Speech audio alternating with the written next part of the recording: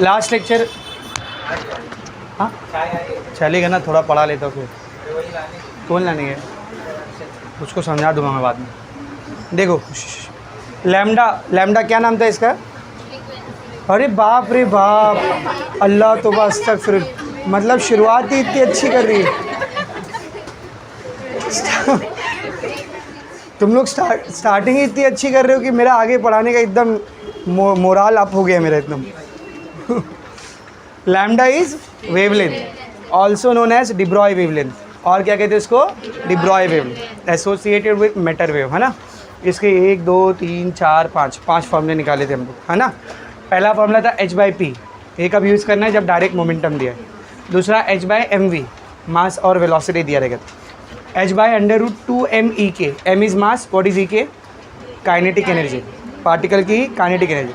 Next 2m/qv, m is mass, q is the charge on the particle and v is potential.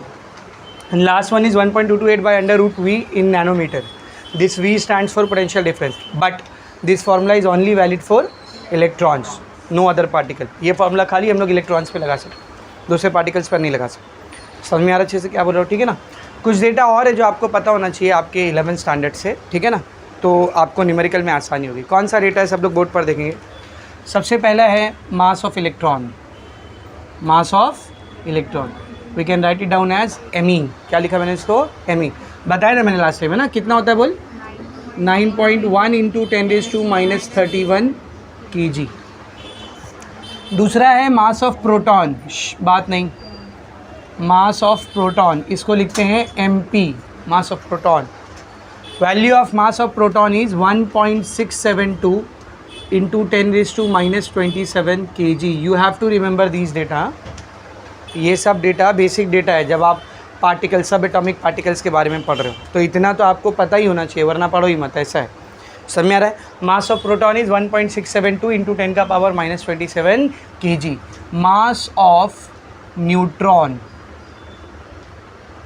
इसको लिखेंगे हम लोग mn।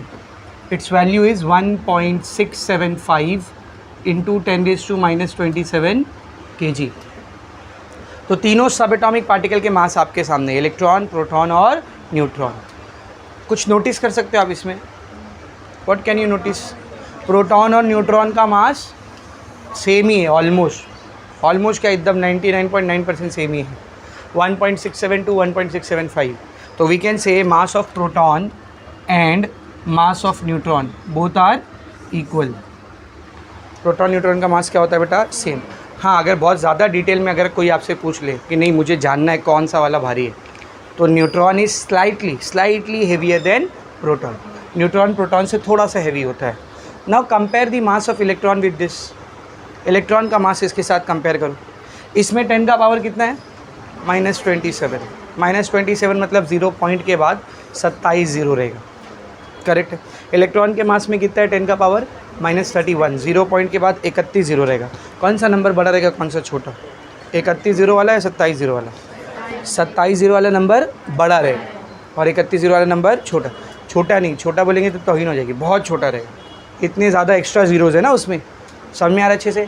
तो let us compare mass of proton and mass of electron. इसको compare करते हैं आपस में, क्या रिलेशन आता है देखो।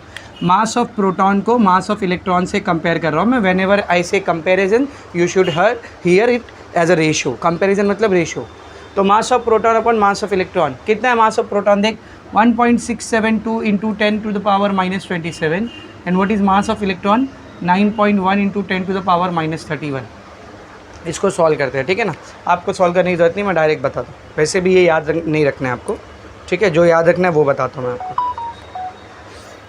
1.672 divided by 9.1, the answer is 0.1836। 0.1836 into ये -31 ऊपर जाएगा, +31 ऊपर पहले से कौन है? -27। 31 - 27 कितना आएगा? 4। 10⁻⁴ या -4? +4 है ना। अब ये +4 के से 0.4 नंबर इधर आ जाएगा, क्या बनेगा बोलिए? 1836। तो mass of proton divide by mass of electron is 1836। और else we can write it down like, ये मास ऑफ इलेक्ट्रॉन इधर डिवाइड कर रहा है ना, इसको वो साइड लेके जाऊँगा तो क्या हो जाएगा बोल? मल्टीप्लाई करेगा, कुछ नोटिस कर रहे हो बेटा, कुछ नोटिस कर रहे हो? प्रोटॉन का जो मास होता है वो ज़्यादा होता है, लेकिन कितना ज़्यादा? एक प्रोटॉन का मास एक इलेक्ट्रॉन के मास से 1836 टाइम्स ज़्यादा होता है, 1836 गुना ज़्यादा होता है, इतना ज़्यादा होता है। इसीलिए हम लोग इलेक्ट्रॉन के मास को प्रोटॉन के मास के आगे नेगलेक्ट कर देते, इग्नोर कर देते। इसीलिए ऐसा कहा जाता है कि एटम का जो 99.9% मास है वो उसके न्यूक्लियस में होता है। न्यूक्लियस के बाहर मास है ही नहीं, ना, ज़ीरो के बराबर मास। क्योंकि हैवी कौन है? प्रोटॉन और न्यूट्रॉन। इलेक्ट्रॉन की तो औकात ही नहीं। कितना फ़र्क है देखना, 1836 ऑलमोस्ट 1900 2000 है ना। इमेजिन करो एक चीज़ जिसका मास 2000 किलो है, उसके सामने एक दूसरी चीज़ जिसका मास 1 kg है। कुछ सेंस बनता है कंपेयर करने का? नहीं बनता है, बिल्कुल नहीं बनता है। क्या बोल रहे, समझ में आ रहा है अच्छे से? तो दो ही इलेक्ट्रॉन, प्रोटॉन, न्यूट्रॉन में अगर आप कंपेयर करोगे तो प्रोटॉन और न्यूट्रॉन बहुत हैवी है। इलेक्ट्रॉन की कुछ औकात ही नहीं उन दोनों के सामने। और ये दोनों कहाँ रहते हैं, प्रोटॉन और न्यूट्रॉन? बोल, न्यूक्लियस के अंदर। इसीलिए हम लोग ऐसा कहते हैं the entire mass, almost entire mass, 99.9% mass of the atom is concentrated, is located, situated inside the nucleus of the atom.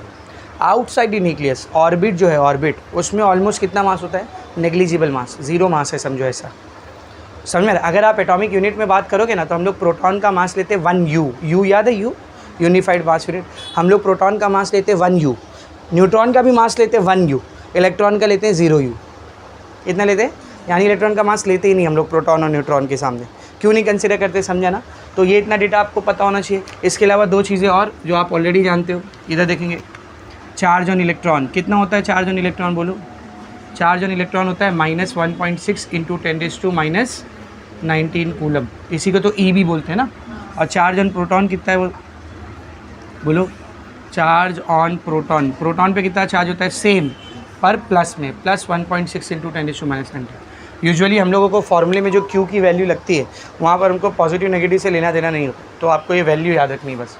तो ये कुछ डेटा है आपके 11th स्टैंडर्ड के स्ट्रक्चर ऑफ एटम चैप्टर से, ठीक है ना। ये सब आपको 11th स्टैंडर्ड में स्ट्रक्चर ऑफ एटम चैप्टर में गिवन है, उसका कुछ डेटा है। आगे की न्यूमेरिकल सॉल्व करने के लिए आपको ये डेटा पता होना चाहिए, क्योंकि ये डेटा आपको न्यूमेरिकल में नहीं देगा। ये डेटा आपको न्यूमेरिकल में नहीं देगा। ये data it is suppose to be expected that you are knowing it, ठीक है ना। तो कहीं पे भी इलेक्ट्रॉन का मास लग रहा है तो ये लेंगे, प्रोटॉन का मास, न्यूट्रॉन का मास लग रहा है तो ये। और अगर कहीं पर हमको प्रोटॉन और न्यूट्रॉन के मास को, प्रोटॉन और इलेक्ट्रॉन के मास को कंपेयर करने की ज़रूरत पड़ रही, तो we will use this relation, MP = 1836 × ME। अच्छा, इसको ऐसा भी लिख सकता हूँ ना मैं, if I want to write MN = 1836 ME, लिख सकता हूँ क्या? बोल, mass of neutron is also 1836 time mass of electron. क्यों ऐसा? प्रोटॉन और इलेक्ट्रॉन ऑलमोस्ट सेम मास के होते हैं ना, तो इधर MP लिखो या MN लिखो, एक ही बात। या फिर आप ऐसा भी लिख सकते हो, MP/ME या फिर MN/ME, इसकी वैल्यू होती है 1836। वेरी मच क्लियर, एकदम अच्छे से समझा। बच्चे कुछ 5 न्यूमेरिकल करते हैं, चैप्टर फिनिश करते हैं, ठीक है ना। ओपन करो एक्सरसाइज।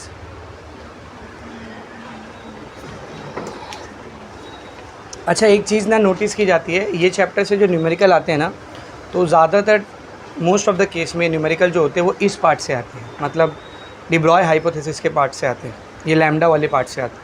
ऐसा नहीं कि फोटो इलेक्ट्रिक के पार्ट से न्यूमेरिकल नहीं आता है, ऑब्वियसली आता है, लेकिन दोनों में कंपैरिजन करोगे तो फोटो इलेक्ट्रिक पार्ट से न्यूमेरिकल कम आता है, ये पार्ट से न्यूमेरिकल ज़्यादा आता है, ठीक है। तो ध्यान देना है सबको। क्या है देखो, क्वेश्चन नंबर 13 है ना, 12 तक पूरा हो गया था हमारा। सॉल्व एग्जाम्पल भी पूरा हो गया था ना, कुछ बचा नहीं था ना। सॉल्व एग्जाम्पल में जो लास्ट 2 न्यूमेरिकल कराया था ना मैंने आपको, एक वो बच्चे वाला और कार वाला, और एक इलेक्ट्रॉन वाला, याद है? उसको ना मैं खाली समझाने के लिए नहीं कराया था, वो टॉपिक से रिलेटेड भी था। डी ब्रॉय वेवलेंथ ही तो निकाले थे ना, डी ब्रॉय वेवलेंथ हमारे टॉपिक का हिस्सा है, तो वो न्यूमेरिकल आ भी सकता है आप, तो उसको ऐसा छोड़ के मत जाना। खाली वो 2 न्यूमेरिकल छोड़ना जो मैं बोला था छोड़ने, एक शायद से 14.1 था और एक 14.3 था, वो 2 को खाली मत करना। बाकी लास्ट जो 2 न्यूमेरिकल कराया था वो आपसे पूछ, डी ब्रॉय वेवलेंथ निकालने के लिए आपको बोल सकते। समझ में आ रहा अच्छे से? चलो देखो, calculate the wavelength associated with an electron. एक इलेक्ट्रॉन से एसोसिएटेड वेवलेंथ निकालना है। इलेक्ट्रॉन से एसोसिएटेड वेवलेंथ मतलब हम अपने को एक पार्टिकल का वेवलेंथ निकालने बोल रहे हैं, मतलब डी ब्रॉय वेवलेंथ निकालने बोल, तो लैम्डा निकालना है हमको। Calculate the wavelength associated with an electron, it's momentum and speed. और क्या निकालना है बोल, मोमेंटम भी निकालना है, पी, मोमेंटम भी निकालना है, और क्या निकालना है बेटा, स्पीड भी निकालना है, वी भी निकालना है। तीन चीज़ें निकालनी है आपको, डी ब्रॉय वेवलेंथ निकालना है, मोमेंटम निकालना है और स्पीड निकालना है। डेटा क्या गिवन है देखो, a when it is accelerated through a potential of 54 volt. पहले में आपको वो बोल रहा है कि इलेक्ट्रॉन को एक्सेलरेट किया गया एक पोटेंशियल डिफरेंस अप्लाई करके। कितना पोटेंशियल डिफरेंस अप्लाई करके, 54 वोल्ट। तो ए में अपने को वी दिया हुआ है, ए में क्या दिया हुआ है बोल, वी, और फिर इसी का सेपरेट पार्ट है बी। तो पहले ए करते हैं फिर बी करेंगे। बी में भी निकालना यही तीन चीज़ है, हाँ, बी के अंदर भी निकालना हमको यही तीन चीज़ है, ठीक है, लेकिन वो बाद में करेंगे, पहले ए को करते हैं। बिल्कुल सिंपल है। कौन सा पार्टिकल है, इलेक्ट्रॉन है ना, कौन सा पार्टिकल बेटा, तो इलेक्ट्रॉन के लिए अगर पोटेंशियल दिया है तो बहुत अच्छी बात है, अपने पास डायरेक्ट फॉर्मूला है। What is the formula, lambda is equals to 1.228 by under root V. तो हम लोग यहाँ पर लिखेंगे फॉर इलेक्ट्रॉन लैम्डा बराबर होता है 1.228 divide by under root of V. तो 1.228, अच्छा ये नैनोमीटर में रहेगा, भूलना नहीं वरना गलती से मीटर कर दोगे। अंडर रूट वी कितना है बेटा, 54। 54 का रूट देखेंगे, डायरेक्ट स्क्वायर रूट टेबल से मिलेगा, 10 से 100 में डायरेक्ट आएगा ना 54 का 0, और फिर जो नंबर आएगा उसको डिवाइड कर देंगे लॉग से। तो you will get 1.228 divided by root of 54, आपको आएगा 0.167। कितना आएगा बेटा, 0.167 nanometer. If I want to convert it into meter, क्या करेंगे बोलो, मीटर में कैसे कन्वर्ट करेंगे, 0.167 इंटू 10⁻⁹ मीटर। आप चाहे तो आंसर यहाँ पर रख दो, चलेगा। And if you want you can also convert it into Armstrong unit. Armstrong के लिए कितना चाहिए रहता है, 10 का पावर -10। तो ये पॉइंट को एक नंबर आगे ले लो तो -1 आएगा, और वो -1 और ये -9, -10, -10 विल बिकम एमस्ट्रॉन्ग। तो एमस्ट्रॉन्ग में कितना आंसर आ जाएगा बोल, 1.67 एमस्ट्रॉन्ग। समझ रहा है, उसने किस में दिया आंसर देखो, नैनोमीटर में दिया, तो हम लोग भी वैसे ही रखेंगे, डोंट वरी। नेक्स्ट क्या चाहिए अपने को बोल, नेक्स्ट क्या चाहिए बेटा, मोमेंटम चाहिए। अब बहुत आसान हो गया ये, नेक्स्ट मोमेंटम चाहिए ना। ज़रा वो पहला वाला फॉर्मूला देख, सबसे पहला वाला डी ब्रॉय वेवलेंथ का सबसे पहला फॉर्मूला क्या है, h/p। उसमें p कौन है, मोमेंटम है, तो लैम्डा मिल गया तो p निकाल लेंगे। What is the formula, lambda is equals to, तो यहाँ से p क्या बन जाएगा बेटा बोल, h/λ। What is the value of h, tell me, 6.626 into 10 का पावर -34। लैम्डा कितना है बेटा, 0.167 इंटू 10 का पावर -9। इसको डिवाइड करेंगे, 6.626 डिवाइडेड बाय 0.167, आंसर आ रहा है 39.67 इंटू -34, ये -9 ऊपर जाएगा तो +9, 34 में से 9 निकालो, कितना है 25, माइनस में प्लस में, माइनस में, तो this will become 10⁻⁻25। What is the unit of momentum, formula क्या होता है मोमेंटम का, मास इंटू वेलोसिटी। मास के लिए kg और वेलोसिटी के लिए मीटर पर सेकेंड, तो मोमेंटम का यूनिट हो गया kg मीटर पर सेकेंड। ठीक है, ये हो गया अपना p का आंसर। और क्या निकालना है बोलो, और क्या निकालना है, वेलोसिटी। और क्या निकालना है बेटा, वेलोसिटी। तो एकदम आसान है, मोमेंटम आ गया ना। What is the formula of momentum, tell me, mass into velocity. कौन सा पार्टिकल है, इलेक्ट्रॉन है ना, तो मास ऑफ इलेक्ट्रॉन लेंगे। आप समझा क्यों दिया था ये सब, आपको क्वेश्चन में कहीं भी मास ऑफ इलेक्ट्रॉन दिया है क्या, नहीं, ये आपको पता होना चाहिए, बेसिक डेटा ये समझ में आ रहा है। तो सब लोग इधर ध्यान से देखो, इसमें से v निकालना है मुझे, है ना, v निकालना है, इसको अकेला कर लेते, क्या हो जाएगा, v is equals to p/me। How much is p, 39.67 into 10 का पावर -25 डिवाइडेड बाय me कितना होता है बेटा, 9.1 इंटू 10 का पावर -31 kg। इसको सॉल्व करते हैं, 39.67 डिवाइड बाय 9.1, ठीक है ना, ये आ रहा है मेरे को 4.35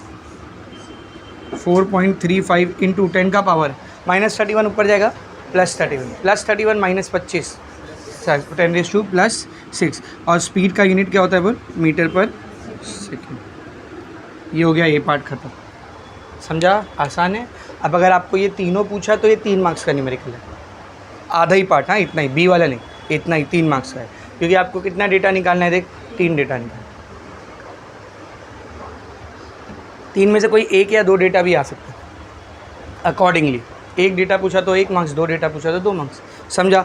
अभी इसका बी पार्ट देखते हैं। बी पार्ट में भी हमको निकालना सेम ही चीज़ है, हाँ, पर गिवन डेटा क्या है देखो ज़रा, बी पार्ट में क्या गिवन है बेटा देख, when it is moving with kinetic energy of 150 electron volt, क्या दिया बेटा, काइनेटिक एनर्जी। ये डिब्रॉय के फॉर्मूले में हम लोग काइनेटिक एनर्जी को किससे दिखा रहे थे, ई के से, तो कितना दिया 150 इलेक्ट्रॉन वोल्ट। तो सबसे पहले मुझे क्या निकालना है, लैम्डा निकालना है। तो काइनेटिक एनर्जी वाला कोई फॉर्मूला है ना, कौन सा फॉर्मूला है देख, ये वाला है ना सर, मास पता है ना इलेक्ट्रॉन का मास हमको कितना होता है, तो ये फॉर्मूला यूज़ करेंगे, लैम्डा मिलेगा, और लैम्डा मिल गया तो मोमेंटम और स्पीड तो सेम उसी तरीके से मिलेगी, समझ। हाँ लेकिन एक चीज़, इसको ऐसा यूनिट में बदलो, इलेक्ट्रॉन वोल्ट ऐसा यूनिट नहीं, ऐसा यूनिट क्या होती है बेटा, जूल होती है ना। तो क्या लिखोगे इसको, बोल 150 इंटू 1.6 इंटू 10⁻⁻19 जूल। जूल से इलेक्ट्रॉन वोल्ट में जाने के लिए डिवाइड करते हैं, इलेक्ट्रॉन वोल्ट से जूल में जाने के लिए 1.6 इंटू 10⁻⁻19 से मल्टीप्लाई करेंगे। सब में आ रहा अच्छे से। अब लिखेंगे लैम्डा का फॉर्मूला। What is the formula for lambda, lambda is equal to h/√2 MEEK। तो h की वैल्यू 6.626 √2 इंटू 9.1 इंटू 10⁻⁻31 इंटू, ठीक है ना, मास ऑफ इलेक्ट्रॉन रखा 9.1 इंटू 10⁻⁻31। एनर्जी कितनी है बेटा 150 इंटू 1.6 इंटू 10⁻⁻19। ठीक है, तो जितने भी नंबर्स हैं उनको मल्टीप्लाई कर लेते हैं। Let's multiply all the numbers. 2 into 9.1 into 150 into 1.6, ये आ रहा है 4368। कितना आ रहा है बेटा बोल,